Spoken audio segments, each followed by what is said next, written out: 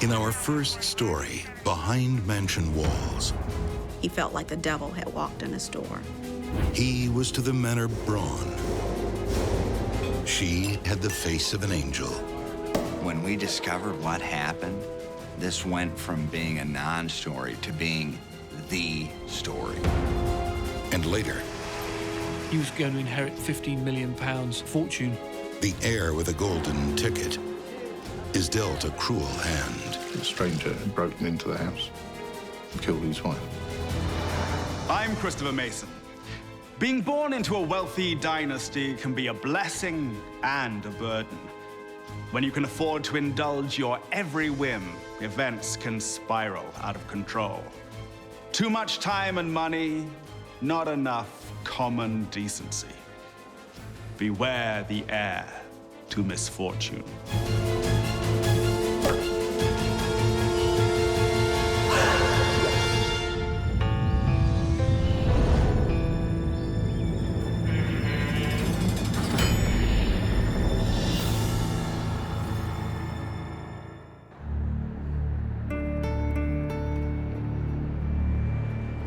A beautiful girl, a bright future. Her life was limitless. She was going to do great things. Want to celebrate? But Diana DeMeo is about to make a fatal mistake. She made a bad choice. It cost her her life.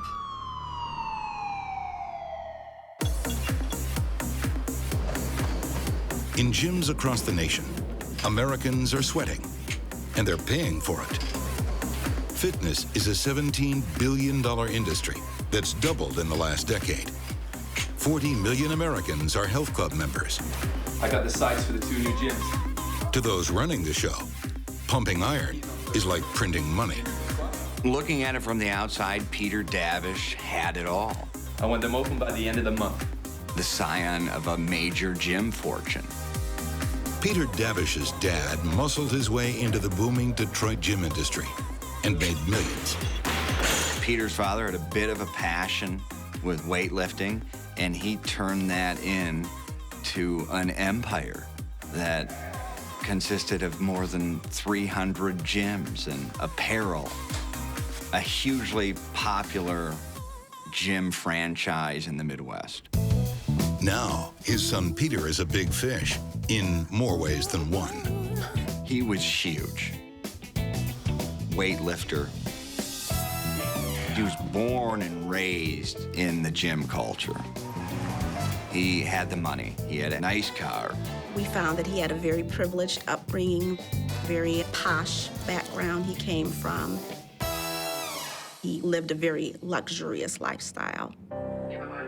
In early 2010, moneyed and muscled Peter starts hanging out with his former classmate, Diana DeMeo.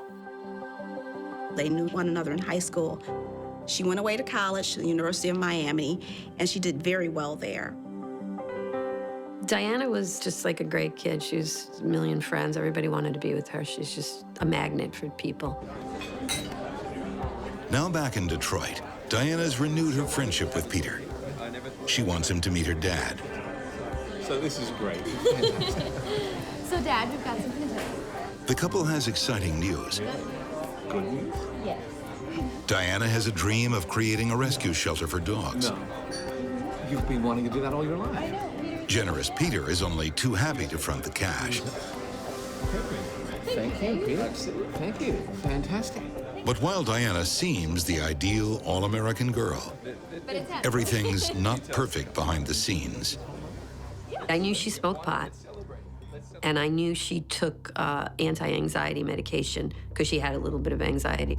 Thanks for the animal shows.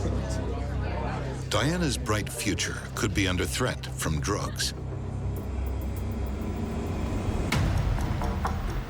And the danger from illicit drugs is rising as the once great city of Detroit crumbles around her. Motor City has become Murder City. On the streets and in the decaying suburbs, there's a homicide every day. But Peter offers her an escape. An ivory tower, high above the dangers of the streets. It was a very luxurious apartment Local athletes, sports stars, and celebrities reside at that apartment. This is where Detroit's elite choose to live.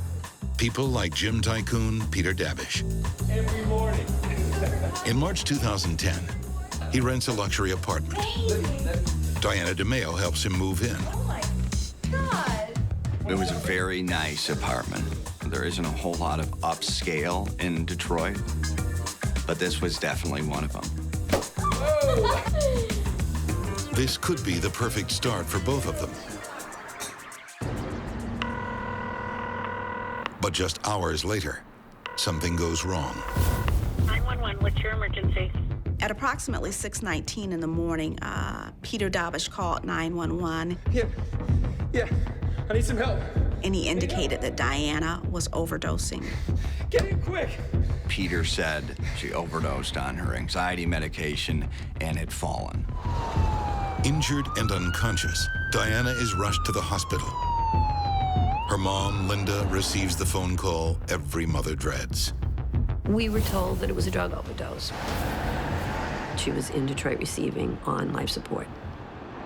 And I was like, can't be. This can't be.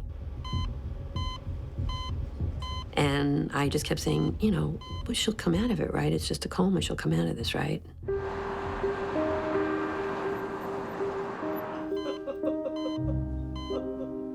They finally convinced me that she was never coming back. And I think the family is faced with the worst decision any family could be faced with.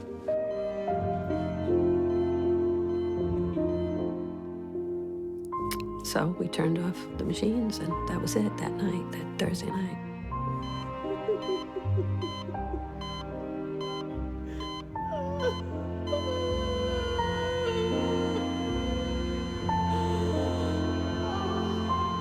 It was horrendous for everybody. We were just all in shock. It's just not what you ever think's gonna happen to your kid. A week later, friends and family gathered to commemorate Diana's life. There was maybe 500 people came through the wake. They all just thought that she died, of a drug overdose. But is that the real story? The day of the wake, the funeral director called me and he said, I just got the death certificate and it has a cause of death on it. What that certificate says will shake Detroit to its foundations. When we discovered what happened, this went from being a non-story to being the story.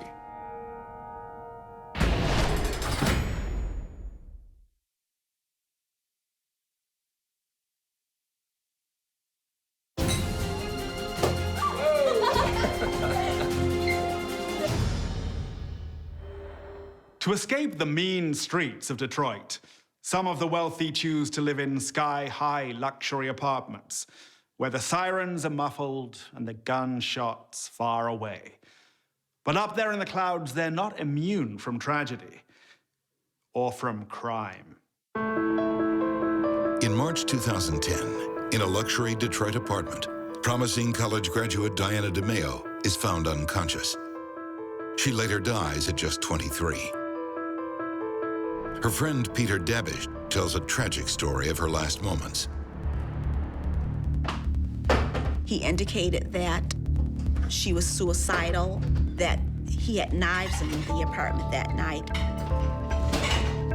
that because he feared that she was suicidal, he had taken all the knives and thrown them out of the window.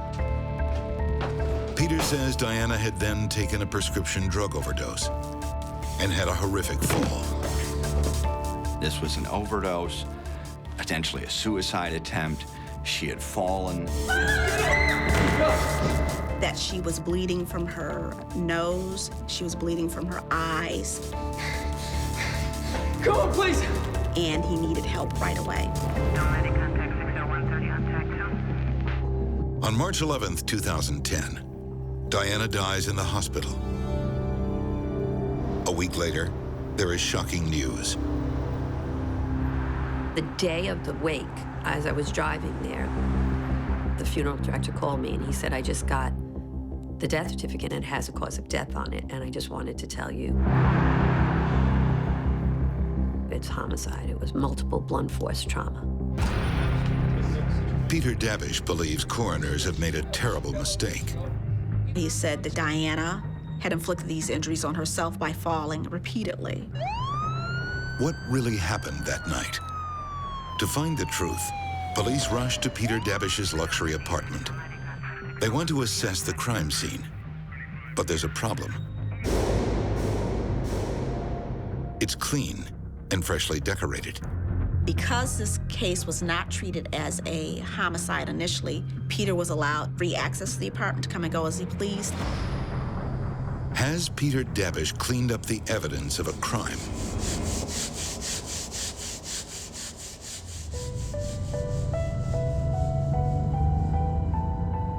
Weeks earlier, Diana's dad had dinner with his daughter and Peter Davish. The gym tycoon didn't make the best impression. Wait up. One. He showed up late. He was stoned. Yeah, just fill these up. You know, looked like smoking pot. But he seemed maybe more than that. What the? Apologies. Do you want me to clean that up? Damn straight I want you to clean that up. It's okay. It's just... Okay. There was friction between Mr. DeMeo and Peter Davish. Can you just... He could just tell You get up. that Peter was not right for his daughter. But you can't convict based on a father's intuition. If Peter Davish is a killer, police need proof. When the police did go back and start to investigate, they found that a cabinet door in the kitchen was removed and placed down into the storeroom. The police were able to go down, retrieve that door, and take it to the crime lab and determine that there were 3 distinct blows that impacted that door, causing the damage. If the door was hit by Diana's head as she slumped to the floor, why were there 3 separate impact points? Cops dig up Peter Davish's history, looking for anything that might suggest criminal tendencies. Despite being raised with access to money and given much, he was always working a hustle, and drugs was one of them. Turns out, if anyone has a problem with drugs, it's Peter Davish. Drugs, pot, other substances were a theme in his life. On the surface, that makes Peter's story of Diana's overdose even more plausible. She wouldn't be the first girl to be launched on the path to addiction by her lover. But there's a problem with that theory. The medical examiner did a complete toxicology screen on the body and blood of Diana DeMeo. No opiates, no cocaine, no alcohol, no stimulants, nothing. There was nothing in her system whatsoever. So what did cause Diana's death? They found blunt force trauma to her shoulder, blunt force trauma to her eye, and they found 8 distinct areas of blunt force trauma to her head, causing a massive brain injury and bleeding. The findings suggest Diana came to a violent end. And the testimonies of Peter's ex-girlfriends suggest he might be responsible. And the investigation revealed he had an extensive misdemeanor record. In the past, he had became jealous over relationships, and he threatened to kill his girlfriends. So we were able to track down those women, and even though the relationships were over, they were still terrified of Peter Davish. They were scared to death of him. For weeks, the idea that Diana's death might be a homicide goes unreported in Detroit. Television journalist Brad Edwards recalls hearing about the case for the first time. It finally came into me as a tip from a cop source of mine that said, "You're not going to believe this one. You've got this young, effervescent, beautiful honors graduate and an heir to a well-known gym fortune, and their 2 paths crossed in that high-rise. And to think of what actually happened in this case is so hard to believe." 3 weeks after Diana DeMeo's death, Peter Dabish is charged with her murder. But some witnesses are too afraid to testify. Will the full story of what happened that night come out at the trial? And will prosecutors have enough evidence to lock away this privileged son? And that was always a fear. He'd walk, and then the rest of our lives I'd worry about him going after us.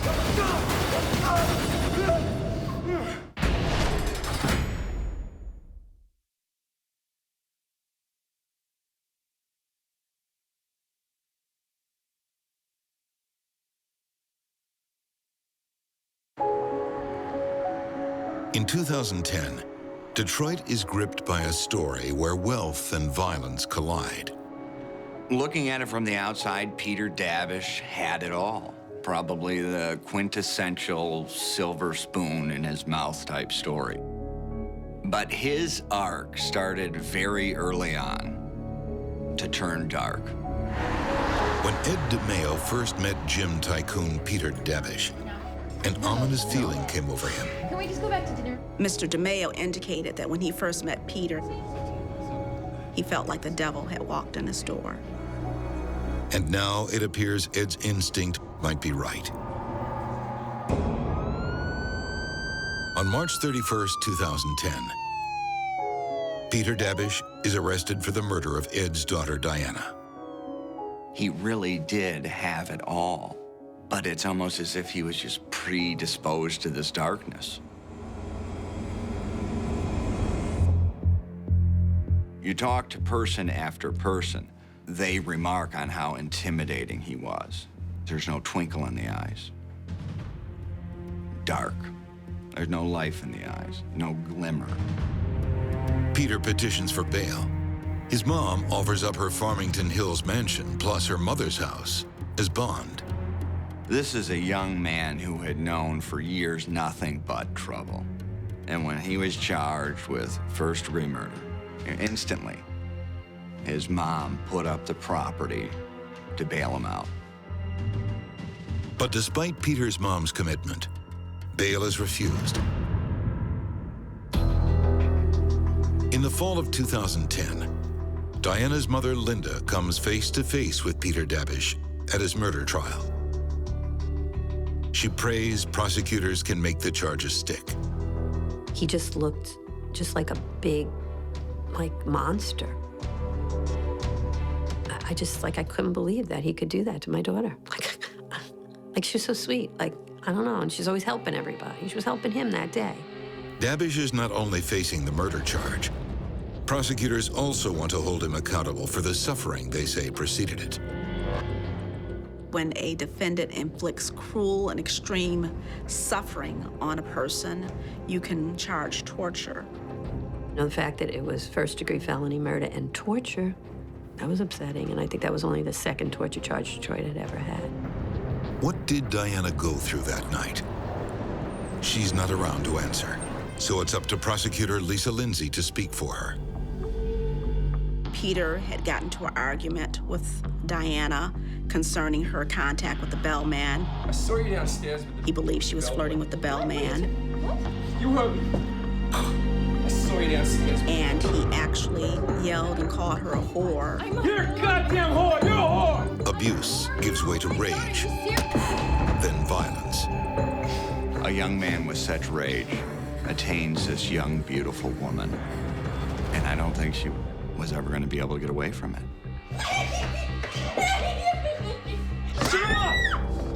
Basically, he trapped her like an animal in a small corner of the apartment. Her injuries indicated that the beating happened over a prolonged period of time. This was not a rage situation where he beat her out of a rage and stopped.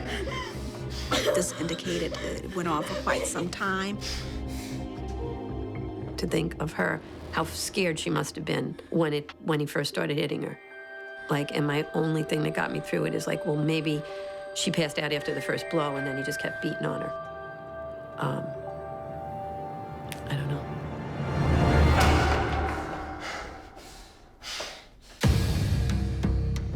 When emergency services arrives, Dabish blames the injuries on Diana herself. Peter was apparently angry, Even unconscious female, early 20s. swearing at Diana to the officers, Bitch overdosed. It's okay. It's okay, sir. saying that B, she overdosed, that B, you know. She fell, hit her head. Although they suspect this isn't an overdose, emergency personnel are focused on saving Diana's life. I'm calling the medical evacuation. One of the main concerns, and maybe why there were so many apparent oversights early on, is that she was alive and the goal was to save her life. When Diana's in the hospital, Dabish maintains the charade, trying to blame the fictional overdose on Diana's depression. The only thing she overdosed on was Peter Dabish. Meanwhile, prosecutors believe Peter cleaned up the crime scene, but didn't do a thorough job. There was blood spatter in an isolated corner of the apartment, and there was also blood spatter on the ceiling directly above where that corner was. At the trial, Peter Dabish's violent past is finally laid out for all to see. The other thing that was really upsetting was to see the parade of girls take the witness stand that had already had protection orders against him. And almost all of them looked exactly like Diana to me. Wealth might have protected him before, but this time, Peter Dabish can't buy his way out of trouble. When the jury received this case, they were very quick to decide. Guilty of first-degree murder, guilty of torture. So he was still, up until that point, he thought he was going to get off. And I think he was shocked. Rich or poor, that type of person is destined to go to jail. The judge sentences Peter Dabish to a mandatory life sentence, plus 23 to 80 years for torture. He will spend the rest of his life behind bars. When she sentenced him, she said, this is a case of over-privileged, under-checked behavior for too long. He was never held responsible for anything he had done until this point, and now he's paying the ultimate price. For the mother of Diana DeMeo, justice is welcomed, but can never bring her daughter back. Time helps, a little. I mean, I'll never forget her. It's hard for me when I see her friends, like, having babies and getting married and having careers and, you know, doing everything that she was supposed to be doing. That part's hard. My goal is to get young girls to understand that there are these people out there and they'll act really charming, but if they're being controlling and keeping everything secretive, there's a chance this could happen to you. Diana DeMeo was fond of caring for stray beasts. She never expected that one of them would wind up killing her. Peter Dabish proves that a moneyed inheritance can spawn a bad seed. A seed that can flourish in a Detroit penthouse or an English mansion.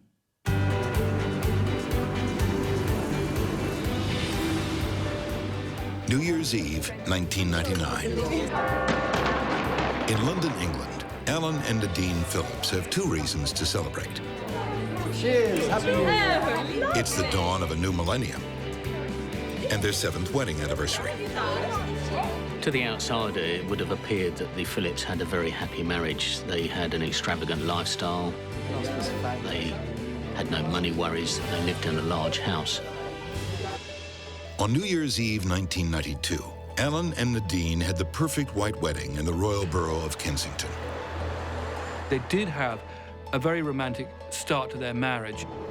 They travel the world, then settle into wedded bliss in the distinguished streets of southwest London, just steps from the exclusive King's Road. Nadine and Alan Phillips were upper-class people. They lived in Fulham, which is famously what we call a Sloane neighborhood of London. Oh, yes. Yes, and I love... Alan Phillips, he was from a very wealthy family. His wife went to the gym at Princess Diana's gym, the Harbour Club. You know, we met him. She certainly moved in those kinds of exclusive circles. She was very charming, attractive, full of life, very sociable. Incredibly, this fabulous lifestyle is all paid for by hot air. Most pubs in Britain, when you went into them, had a hand dryer in them where you push the button and you dry your hands. Alan's dad made $40 million from supplying hand dryers. When he dies and bequeaths his fortune, Alan and his wife will never need to get their hands dirty. He was going to inherit £15 million fortune. While they wait for the inheritance, the couple establishes a successful childcare business. They were a wealthy couple in their own right. They'd recently sold a nursery for a significant sum of money. Those had been sold for $2 million, and they had something like £400,000 in their bank account. Oh, really? Money in the bank and a huge inheritance on the way. By their mid-30s, the Phillips have a glorious future laid out before them.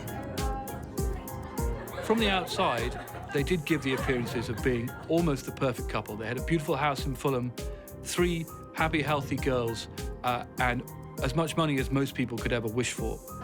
But just over 4 months after this Millennium Eve, the Phillips' future will be in ruins.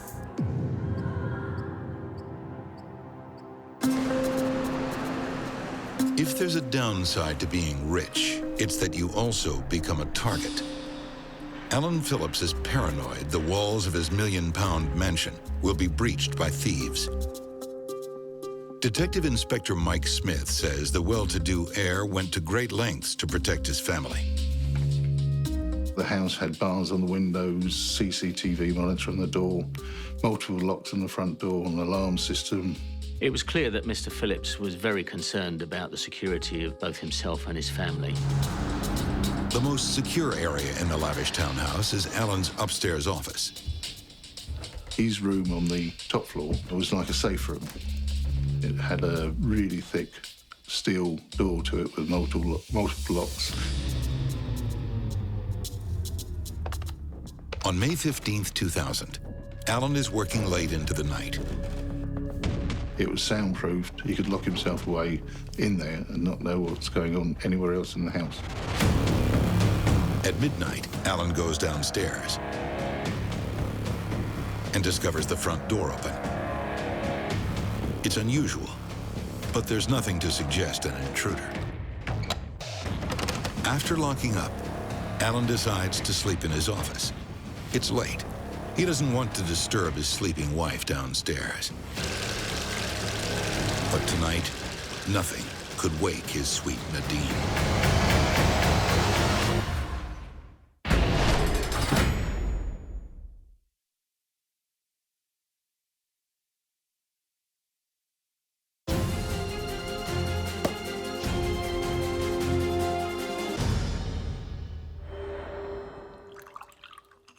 English businessman Alan Phillips is indeed a fortunate man. Already worth millions, he's about to inherit another 20 million or so. But as this wealthy heir will soon discover, no amount of cash can cushion you from heartbreak. Tuesday, May 16th, 2000, is a busy school morning, whether you're a multimillionaire or not.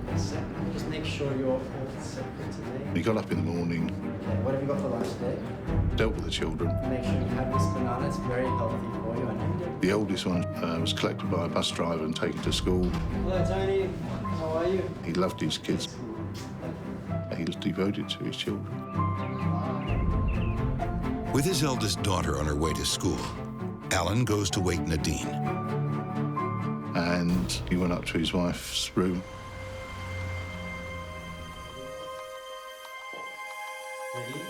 And found her lying in the bath. Darling. Nadine, what happened? Wake up, darling. Mr. Nadine. Phillips had called the London Ambulance Service just before 11 o'clock in the morning to report his wife collapsed in the bath. It's my wife. She's lying in the bathtub and she's unconscious. No, she's The not breathing. paramedics deduced from the rigor mortis that she'd been dead for some hours. At first, Alan can't recall anything unusual about the previous evening. I don't know what... He said he'd been in bed from early evening in his room on the top floor while his wife and children slept on the first floor. The The young mother is pronounced dead from drowning. But Detective Sergeant Steve Smith soon realizes this is no accident. Upon examination of the body, we found some linear bruising towards the top of the arm above the elbow, which we couldn't really interpret what had caused those marks. Alan can't explain the marks either. Then he remembers something. Last night, there'd been an unexpected visitor at his mansion door. Alan Phillips' story to the police was that the night before, at about 8:30, there'd been a knock on the door from a black man who he described as an evil weirdo. I brought you firewood, you never paid me. I brought you firewood. He said that his wife had had an altercation with an Afro-Caribbean man sometime during the evening. Suddenly, Alan recalls something that happened later that night. Something that seemed unimportant at the time, but may now hold deadly significance. He had described finding the door open. He suggested that an intruder had got into the house. Did the stranger return in the early hours and gain access to the Phillips mansion? Could Nadine's death be the result of a botched robbery attempt? It was early to late evening. She was getting ready for bed when she was attacked.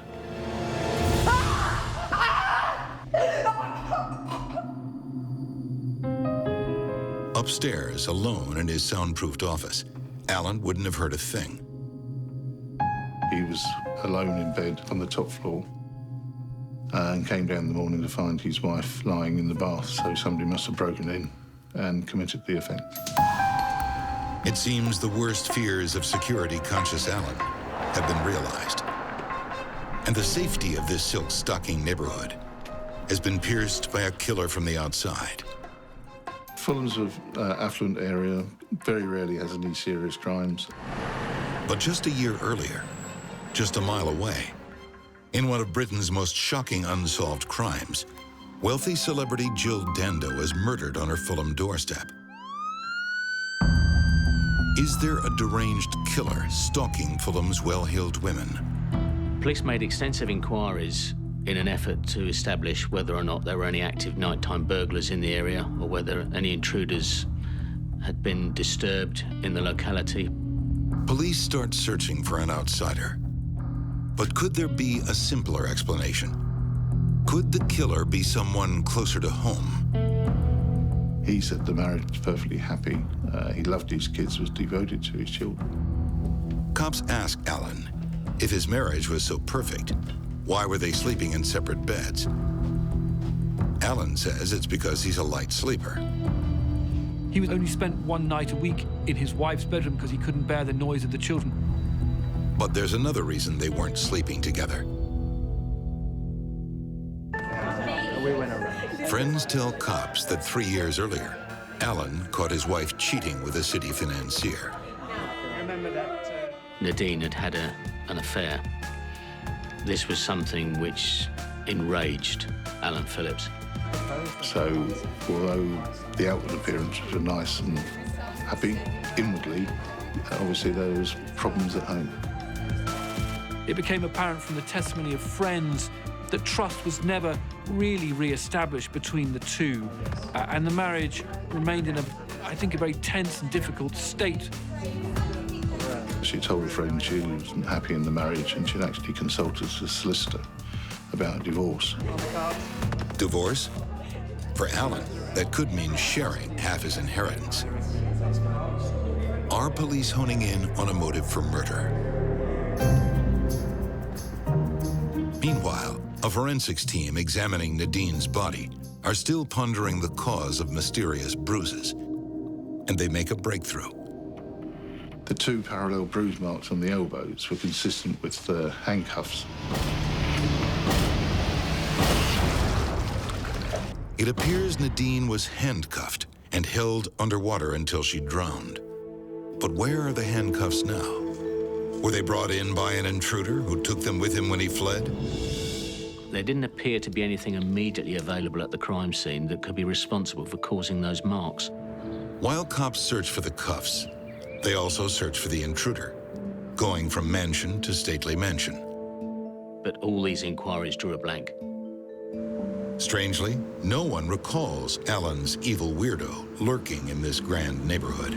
There was nothing to verify or back up Alan Phillips' story about the confrontation that night. Two other things puzzle police. If it was a bungled burglary, why is nothing missing from the £1 million mansion? And why hasn't the burglar left a trace? They could find no evidence of forced entry, no evidence of trampling in the garden, and that definitely, I think, led to suspicions that his story didn't really stack up. Police take Alan Phillips down to the station for more in-depth questioning. But the formerly talkative husband has fallen strangely silent. If you're a grieving husband, you would have thought you'd do everything you could to ascertain who had murdered your wife. And saying no comment to every question is not too helpful. Back at the house, cops scour every inch of the Phillips mansion. And down in the basement, they find items unbecoming of an upper-class English gent. Leather belts, whips. We found in her bag marked fancy dress.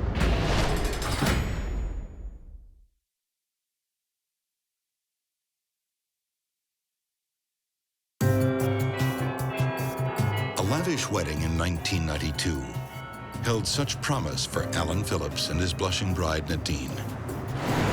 But just 7 years later, in a posh suburb of southwest London, Nadine is found dead in the bath. She's drowned, but there's evidence of foul play. We found some linear bruising towards the top of the arm above the elbow. Police have a chilling suspicion the marks were made by handcuffs. But where are those handcuffs now? And while searching the house in the basement, we found a bag marked fancy dress.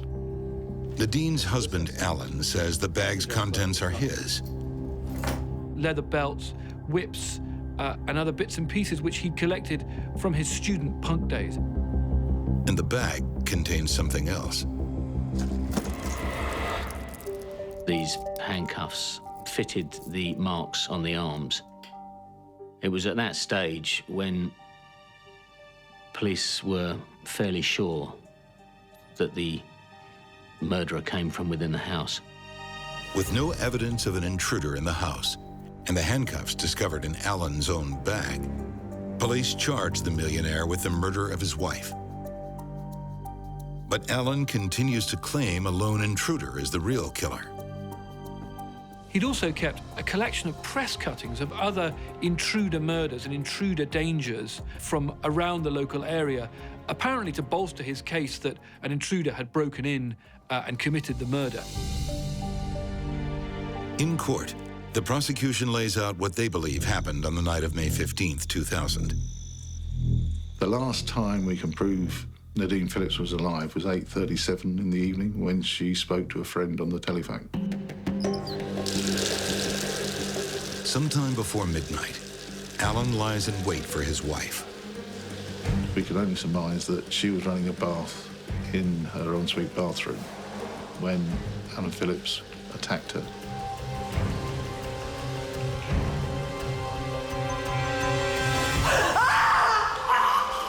And he half throttled her, so she was semi-conscious, handcuffed her, then held her under the water. No! You did this to us! Look out, both!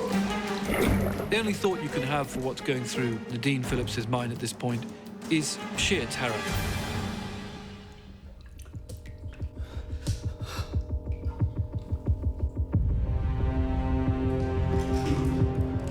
It appeared that Alan Phillips took the handcuffs off his wife's body and put them in a plastic bag in the cellar. And went off to his bedroom, leaving the kids presumably asleep on the first floor while he was in his soundproofed room on the second floor. Just before 8 a.m. the next morning, Prosecutors say Alan calmly prepares their 6-year-old daughter for school. So Daddy got her ready for school, and off she went in the bus. It's believed Alan's desire to kill was sparked by his wife's threat of divorce. We believe it was the fact that he was going to inherit roughly about £15 million. And if he went through a messy divorce, he would obviously lose quite a bit of his inheritance. And if handcuffs and a motive aren't enough to sway the jury, prosecutors have one more ace up their sleeves. Alan Phillips' own words. Speaking to friends afterwards, he'd said that rather than go through a messy divorce and lose his kids or risk losing his kids, he'd kill his wife. And he even told one friend he'd say a stranger broke in and killed her while he was asleep in his room. That is what he told us. A stranger had broken into the house and killed his wife. Throughout the trial, the 36-year-old heir maintains his innocence. He wasn't remorseful and maintained throughout that it was a stranger that broke into his house. And he thought that he was too intelligent to be convicted. But he was sadly wrong from his own point of view. In November 2000, 6 months after Nadine's death, Alan Phillips is found guilty of murder. The judge labels the heir a cold-blooded killer. When the verdict was read out guilty, he collapsed in a chair. Couldn't believe that he'd been found out, if you like. I understand he had a celebration party already booked for his acquittal. So it was a bit of a shock to him. As he stands before the judge to be sentenced, Alan finally comes clean.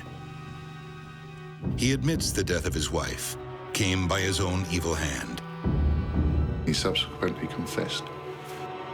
The judge wasn't too impressed that he was remorseful and thought he'd confessed just purely to lessen his sentence. It doesn't work. The judge sentences Alan to life in prison. The fairy tale marriage that promised so much delivers only tragedy. A mother snatched from her children by the hand of greed.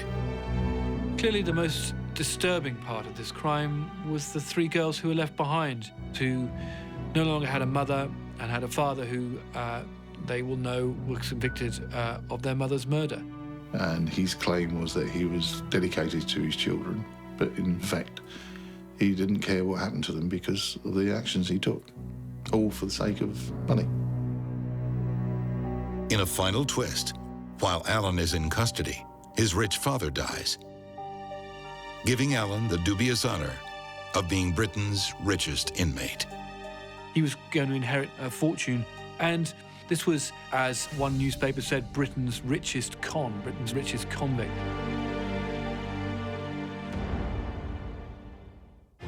A huge inheritance is a passport to privilege, but a rich birthright can also be a deadly curse.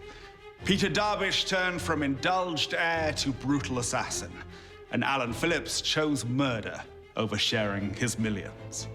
When these wealthy sons stained their family tree with blood, they both became heirs to misfortune. Till next time we meet behind mansion walls, I'm Christopher Mason.